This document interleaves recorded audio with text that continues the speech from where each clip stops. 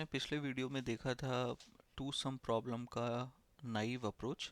एक बार वापस से टू सम प्रॉब्लम आपको डिस्क्राइब कर देता हूँ। तो टू सम प्रॉब्लम में बेसिकली आपको एक एरे दिया होता है और आपको ये बताना होता है कि कौन से दो एरे के इंडाइसेस को ऐड करके आपको टारगेट वैल्यू 9 अचीव हो जाएगी इस एग्जाम्पल में।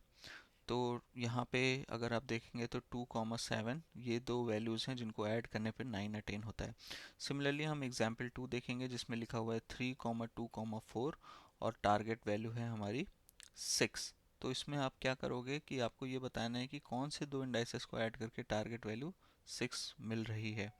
और आपको कंडीशन दी हुई है कि एग्जैक्टली वन सॉल्यूशन होगी and you may not use the same element twice. इसका मतलब है 2,2 करके आपको टारगेट अटेन नहीं करना है और हर एक टारगेट का सिर्फ एक ही सॉल्यूशन होगा। तो सेकंड एग्जाम्पल को डिटेल में देख लेते हैं। 3,2,4 और टारगेट है 6। तो नाइव अप्रोच में आपने देखा था कि आप क्या कर सकते हो कि दो फॉर लूप लगा सकते हो जिसमें आई और जे की वैल्यू रख सकते हैं। आई की वैल्यू 3 फिक्स करके आप नेक्स्ट आइटरेट करते जाओगे जे पे और देखोगे कि कौन से दो वैल्यू को सम करके आपको टारगेट मिल सकता है। बट वो आपका time complexity O of N square हो जाएगी बिकॉज आप वहाँ पे दो फॉर लूप यूज़ कर रहे हो जो कि आपको अवॉइड करना है। तो उसके लिए एक बेटर अप्रोच हम क्या यूज़ कर सकते हैं कि हम कॉम्प्लीमेंट मेथड यूज़ कर सकते हैं। बेसिकली आप यहाँ पे 3 को फिक्स करते हो और 6 - 3 निकालते हो क्योंकि जो भी आपको सम अटेन करना है, सपोज अगर मैं आपको कहूँ कि 2 + 2 = 4 और आपको सेकेंड एलिमेंट निकालना है। फर्स्ट एलिमेंट अगर आपका 2 दिया हुआ है और दूसरा एलिमेंट बताना है तो 2 होगा दूसरा एलिमेंट। सिमिलरली अगर 2 + 3 = 5, अगर आपको किसी ने 2 बता दिया है तो आपको पता है कि 3 पाने के लिए आपको क्या करना होगा, 5 - 2 करना होगा।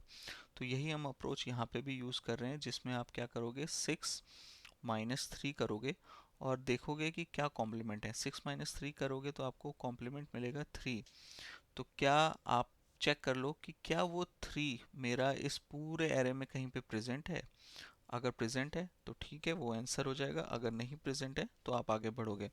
तो 6 - 2 करोगे तो आउटपुट क्या है, 4। तो हाँ, 4 प्रेजेंट है। कहाँ प्रेजेंट है, यहाँ पे प्रेजेंट है, तो आपका आंसर हो जाएगा। तो अब इसका डिटेल सॉल्यूशन देख लेते हैं। तो मैंने सॉल्यूशन पहले ही लिख रखा है। तो इसमें हम क्या करेंगे, we will make a hash map. Hash map इसलिए यूज़ करें क्योंकि ये की वैल्यू पेयर होता है। की वैल्यू की वैल्यू पेयर होता है। तो इसमें हम क्या करने वाले हैं कि एक की कॉमा वैल्यू सेव कर लेंगे जिसमें हमारी की होगी एरे वैल्यू और वैल्यू क्या होगी, हमारा कॉम्प्लीमेंट होगा। तो इस तरह से हम आगे बढ़ जाएंगे। तो अभी इस एग्जाम्पल को देख लेते हैं। 3,2,4। तो हम यहाँ पे एक हैश मैप ले रहे हैं। यहाँ पे हमने एक हैश मैप डिक्लेयर कर दिया है और आई की वैल्यू 0 से स्टार्ट कर रहे हैं। तो हमारी आई की वैल्यू पहले क्या है, आई की वैल्यू है 0 और 3 उसका एरे वैल्यू है। और फिर इंट कॉम्प्लीमेंट निकालने, टारगेट माइनस नम्स ऑफ आई। तो हमारा टारगेट यहाँ पे 6 है। तो नम्स ऑफ आई मतलब इसका हमारा कॉम्प्लीमेंट क्या होगा,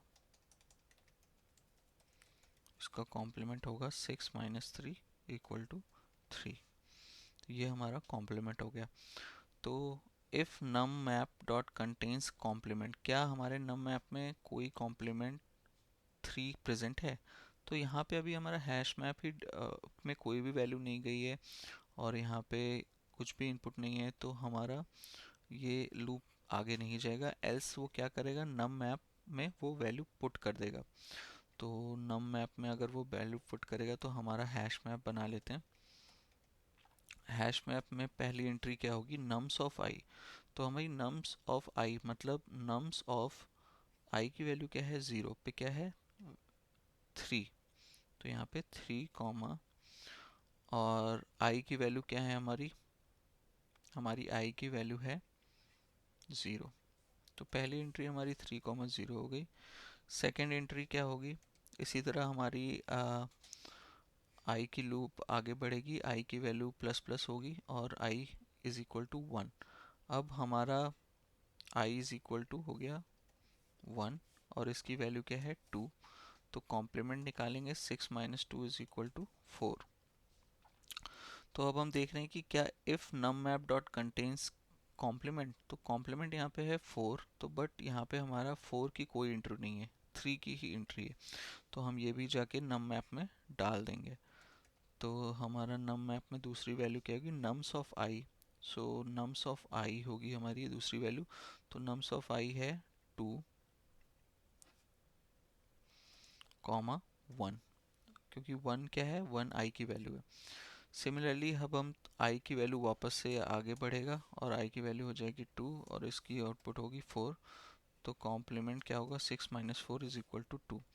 अब हम क्या देखेंगे कि क्या हमारे हैश में ये कॉम्प्लीमेंट 2 प्रेजेंट है।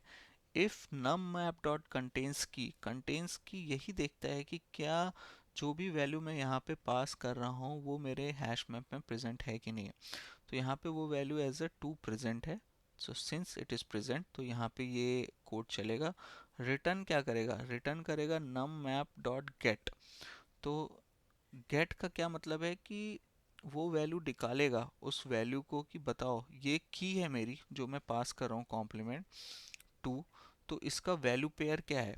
तो नम मैप डॉट गेट आपको ये रिटर्न करेगा 2, 2 उसका कॉम्प्लीमेंट है, उसकी की वैल्यू पेयर 1 है, तो यहाँ पे रिटर्न वो करेगा, रिटर्न एक इंटीजर वैल्यू जिसकी वैल्यूज क्या होंगी, गेट कॉम्प्लीमेंट की उसकी जो भी की है उसका कॉम्प्लीमेंट वैल्यू क्या है 1, तो वैल्यू पेयर 1 कॉमा आई की वैल्यू यहाँ पे क्या है आपकी 2, तो आई कॉमा 2 वो रिटर्न कर देगा। This will be your solution, यहाँ पे आपका ये सॉल्यूशन चल जाएगा। तो आप इसको हटा सकते हैं डिस्क्रिप्शन को हमारे, इसको अब हम हटा देते हैं,